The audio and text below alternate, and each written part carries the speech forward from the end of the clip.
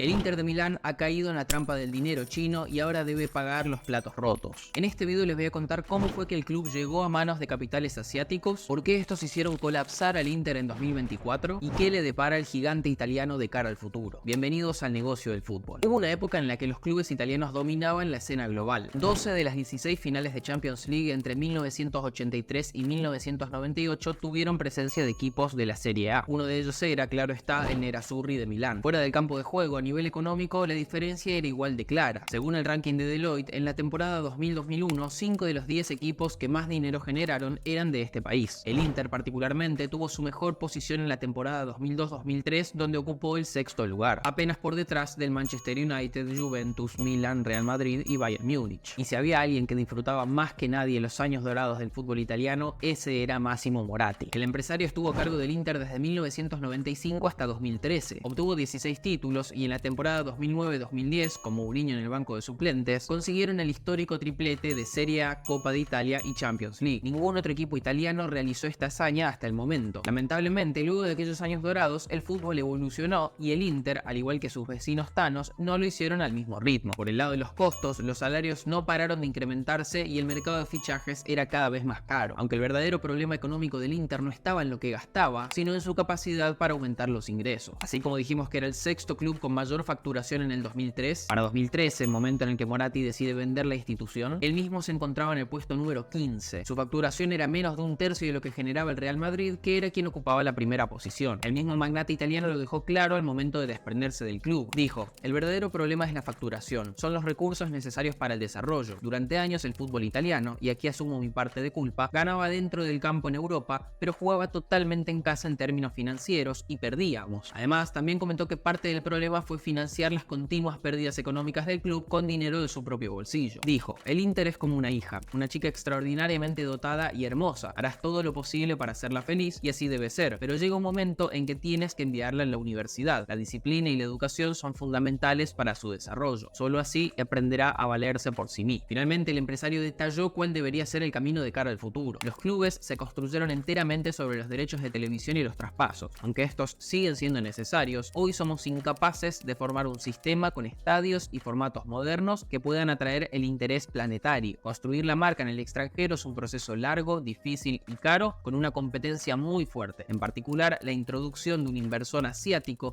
es fundamental para traer a casa ese mercado. Te obliga a cambiar tus hábitos de gestión y te abre recursos internacionales. Eso te hace más internacional que ganar el triplete. Y así fue como el italiano decidió justamente vender el 70% del club al inversor indonesio Eric Thohir por unos 250 millones de euros. Esto serviría tanto para saldar las deudas como para comenzar una reforma administrativa que permita aumentar los ingresos de cara al largo plazo. Aunque no sería hasta 3 años más tarde que aparecería el accionista que le otorgaría el salto económico a través de Asia al que se refería Moratti, el grupo Sanning. Se trata de un conglomerado chino fundado por Zhang Jingdong en 1990 que comenzó con una única tienda de electrodomésticos. Con el tiempo, Zhang fue armando un imperio hasta consolidarse como una de las cadenas retails más grandes de China. Para que se den una idea del tamaño de esta compañía, en 2020 habría facturado 35.000 millones de euros. Este número representa más de 100 veces lo que generó el Inter en ese año. Ahora bien, ustedes se preguntarán, ¿cómo llega una empresa china de electrodomésticos a comprarse un club como el Inter? Para entender esto, debemos tener una visión más global del fútbol y su lugar dentro de la economía. En 2015, un año antes de que Sanning comprara el equipo italiano, el gobierno chino lanzó un programa con el objetivo de expandir el fútbol en su territorio. Esto fue en gran medida a partir del fanatismo de su propio líder Xi Jinping. Se decretó, por ejemplo, la inclusión del fútbol dentro de la currícula escolar y esperaban que para 2025 hayan 50.000 colegios que lo practicaran. Otro de los puntos claves de este plan era desarrollar una liga local competitiva, por lo que la Superliga China comenzó a recibir increíbles inversiones. Una de ellas fue hecha por la misma Sanning. Compraron el equipo Jiangsu Football Club y le cambiaron el nombre a Jiangsu Sanning FC. ¿Se imaginan si hubiéramos tenido un Inter Sanning FC? Una vez realizada la compra del club chino, la empresa desembolsó sin miedo para atraer jugadores como Ramírez del Chelsea y Alex Teixeira del Shakhtar. Se gastaron más de 100 millones de euros en aquella ventana de fichajes, un número descomunal para lo que era el torneo. Finalmente, el último punto relevante del plan chino para este video era justamente la expansión internacional a través de la adquisición de equipos europeos. Así como vemos fondos cataríes en el PSG y de los Emiratos Árabes Unidos en el Manchester City, China quería tener los suyos. Y los equipos italianos, con los problemas económicos que arrastraban, eran la mejor opción. Sanning desembolsó 270 millones de euros para quedar quedarse con el restante 30% de Moratti y comprarle otro 40% a Thohir. Así fue como la empresa china se hizo con el control del Inter de Milán. Y a partir de allí los números sí que comenzaron a cambiar. El club pasó de una facturación de 183 millones de euros en la temporada 2015-2016 a unos 263 al año siguiente, es decir, un 44% más en apenas una temporada. Casi el 100% de ese crecimiento provino de nuevos acuerdos comerciales con marcas chinas. En primer lugar, la propia Sanning. El centro de entrenamiento cambió su nombre a Sanning Training Center y los productos de la marca comenzaron a promocionarse en distintas partes del club. Esto habría significado unos 40 millones de euros extra para la institución. Luego vendieron un tercio de los derechos de patrocinio regionales en Asia y se asociaron con marcas de aquel territorio como Fulshare Holdings, Yixin Shihe, Donkey Mother e Imedia. Todo esto significó cerca de 50 millones de euros más para el club italiano. Estos números fueron creciendo a lo largo del tiempo, alcanzando su pico en la temporada 2018-2019. Aquel año, únicamente las marcas chinas asociadas al equipo, sin contar los demás acuerdos y todas las otras vías de facturación, aportaron 97 millones de euros. Esto representó un poco más del 25% de toda la facturación del club. Gracias a este empujón asiático, el Inter consiguió escalar varias posiciones dentro del ranking de facturación europeo, superando ampliamente a otros equipos italianos como la Roma y el propio Milan. Sin embargo, ese aumento en la facturación fue acompañado con grandes gastos en el mercado de fichajes. En la primera temporada de Sanning al mando del Inter, el saldo negativo fue de 146 millones de euros. Esto se debió a la contratación de jugadores como Joao Mario, Gabriel Barbosa y Antonio Candreva. Durante los años siguientes, los números siguieron dando negativo en este sentido. Esta tendencia de gastar cada vez más en jugadores únicamente es sostenible si se consigue aumentar los ingresos a una velocidad aún mayor. Y si bien al comienzo esto parecía estar sucediendo gracias a los grandes aportes asiáticos, todo el plan se fue directo a la basura con la llegada de la pandemia en 2020. Esto tuvo un impacto grande en toda la industria del fútbol, pero lo fue especialmente para el Inter debido a su dependencia de China. El coronavirus frenó considerablemente los negocios en esta región y las empresas que patrocinaban al equipo fueron desapareciendo una detrás de la otra. El ingreso comercial proveniente de Asia habría pasado de los 97 millones que les comenté para 2019 a apenas 16 millones en 2022, es decir, menos de una quinta parte en apenas 3 años. Lo increíble es que el golpe más duro lo dio la propia Sanning. Si bien seguía siendo propietaria, canceló los principales acuerdos comerciales que tenía con el club. Esto se debió a que la empresa pasó de estar muy bien posicionada a nivel económico antes de la pandemia a estar al borde de la bancarrota una vez que terminó. Para que se den una idea de lo repentino que fue el cambio en la compañía y quizás también la suerte que tuvo el Inter dentro de este gran desastre, en 2021 Sanning decidió cerrar el club chino por el que habían gastado tanto dinero 5 años atrás. Y cuando digo cerrar me refiero a que desapareció por completo. Lo más loco de todo es que acababan de salir campeones. Para cuando terminó la pandemia, tanto el sueño de Xi Jinping relacionado al fútbol como el de Sanning con el Inter estaban prácticamente muertos. Mientras que en 2017 habían 20 clubes europeos en manos de inversores chinos, para 2021 esa cuenta había caído a 10. Y podrían haber sido 9 de no ser porque Sanning decidió tomar una increíble deuda para cubrir las pérdidas del club. Del otro lado de esa deuda, otorgando los 275 millones de euros que necesitaban para sobrevivir, se encontraba el grupo inversor estadounidense Oaktree. Esta empresa norteamericana se especializa en préstamos de alto riesgo, es decir, a otorgar dinero a instituciones que tienen una baja probabilidad de devolverlo cuando llegue el momento. Ciertamente, Sanning y el Inter estaban en esa categoría. Lo interesante es que muchas veces la firma norteamericana opta por un modelo conocido como loan to own, que quiere decir prestar para adquirir. Básicamente esto consiste en que si no se devuelve el dinero a tiempo, la compañía se queda con el negocio al que le está prestando los fondos. Y eso fue exactamente lo que sucedió. Si bien luego del préstamo el club mejoró a nivel deportivo, alcanzando la final de la Champions en 2023 y ganando la Serie A en 2024, los ingresos no acompañaron lo suficientemente rápido. Llegado el momento de devolver el dinero en mayo de 2024, que si tenemos en cuenta los intereses, la cifra acumulada ya alcanzaba los 395 millones, el club no tenía los fondos, por lo que al día siguiente de la fecha de vencimiento, al no haber recibido ninguna transferencia bancaria, Oaktree se convirtió en el nuevo dueño del Inter de Milán, aunque la firma no se lo llevó totalmente gratis. El contrato estipulaba que debía pagar la diferencia entre el precio justo del club y la deuda que tenía a su favor. Se cree que el valor total por la institución rondaría los 850 millones de euros, por lo que si descontamos los 400 que se le debe, Oaktree debería desembolsar alrededor de 450 millones. La gran pregunta es, ¿qué hará con el club? Ciertamente no se trata de un fondo de inversión especializado en fútbol. Sin embargo, debido a la situación actual, venderlo ahora tampoco le otorgaría una ganancia económica considerable, por lo que su decisión fue tomar las riendas de la institución y trabajar para aumentar la facturación y sanear las cuentas. En primer lugar, comenzaron mejorando los contratos comerciales del club. El nuevo acuerdo con Betson para figurar al frente de la camiseta es un claro ejemplo. Consiguieron recibir 30 millones de euros al año, un número muy superior a los 12 millones de euros que recibió por parte de Paramount en la temporada anterior. En segundo lugar, renovaron su contrato con Nike Like por 8 años más, alcanzando así hasta la temporada 2030-2031. El acuerdo tendría un monto fijo de 20 millones más otros 10 millones dependiendo de los resultados deportivos. Aquí la principal métrica es la clasificación a la Champions League. Esos potenciales 30 millones representan un aumento de más del 100% de los 12,5 millones que recibían en el contrato anterior. Otro punto importante en el que tienen trabajo por hacer es el estadio. Desde 1947 que tanto el Inter como el Milan juegan en el San Siro, y si bien tiene una gran capacidad, superando las 75.000 personas, le pertenece al gobierno y no se realiza una renovación considerable desde hace mucho tiempo. Tener un recinto propio es clave para mejorar la propuesta de valor tanto hacia los fanáticos como hacia el resto del mundo. Desde diciembre de 2023, el Inter se encuentra trabajando en una nueva propuesta junto a Populus, la firma por excelencia de diseño de estadios deportivos. Esta empresa realizó recintos como el del Tottenham y el de Lusail en Qatar, entre tantos otros. Si les interesa que hagamos un video específico de esta compañía, háganlo saber en los comentarios. Lamentablemente, tanto el Inter como el Milan encuentran una gran resistencia por parte del gobierno para abandonar el San Siro. De hecho, en 2021, ambos presentaron una propuesta para un nuevo estadio compartido, pero fue rechazado por las autoridades debido a la importancia histórica que tiene dicho complejo, por lo que por más intenciones que tenga el Inter con Populus, no es seguro que encuentren la vía para concretar sus aspiraciones en el futuro. Finalmente, todos estos planes estarán a cargo de una persona que ha sabido armar un equipo ganador y al mismo tiempo aumentar los ingresos del club. Giuseppe Marotta fue director de la Juventus durante toda su época de victorias entre el 2011 y 2018, luego llegó al Inter como director deportivo, firmando a entrenadores como Conte e Inzaghi, y ahora, bajo el mando de Octri, el italiano asumió como director de toda la institución. De esta manera el Inter, con Marotta a la cabeza, tienen un gran desafío por delante: seguir siendo competitivos a nivel europeo y al mismo tiempo comenzar a sanear las cuentas y dejar atrás la pesadilla china. Ciertamente parecen haber comenzado con el pie derecho. No olviden suscribirse y cualquier comentario que quieran hacer los vamos a leer. Nos vemos la próxima.